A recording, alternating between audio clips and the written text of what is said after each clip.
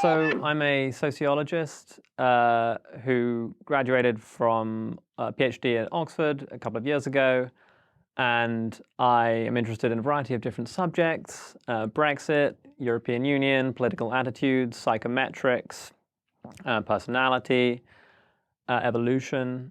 And I came to prominence, at least to a small extent, following a controversy after my appointment at St Edmund's College, Cambridge, which occurred in the autumn of 2018. Basically, some students and academics made a series of complaints to the college about me. These complaints were not trivial. They alleged that I was a racist pseudoscientist, and they called for an investigation into my appointment at the college. An investigation was undertaken, and 5 months later, I was dismissed from my role at the college and made unemployed. So here I am today, and I've decided to try to take some kind of legal action against the college. I like the fact you said it, so here I am today, like, this is my rock bottom. Yeah, this is what happens when you get unemployed. You end up on TRIGGERnometry talking about it. Yeah. Well, welcome. We can't talk about the details of the case for legal reasons, but just in broad brushstrokes, I mean, some of the accusations that were made was that you were a pseudoscientist, that you were doing research into these super controversial race and IQ stuff.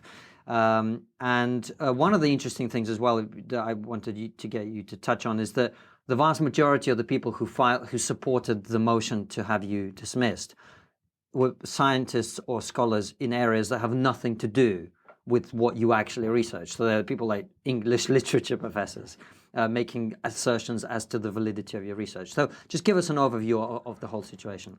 Yeah, so there was this open letter sent to the newspapers in early December, which was initially signed by a couple of hundred academics, and subsequently over the next few days signed by 586 in total.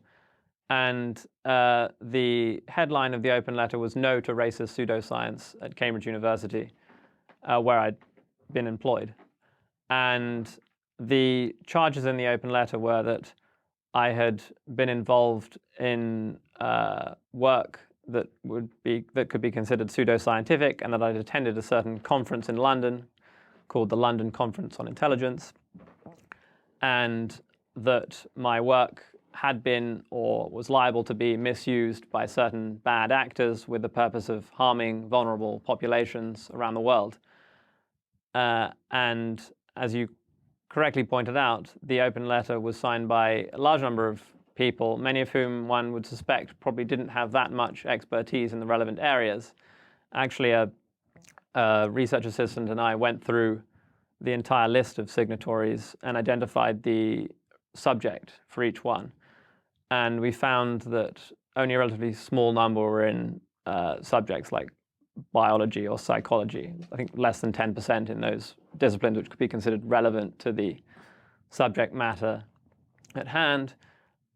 A great deal were in subjects like gender studies and critical race theory. That's what Constantine got his master's in.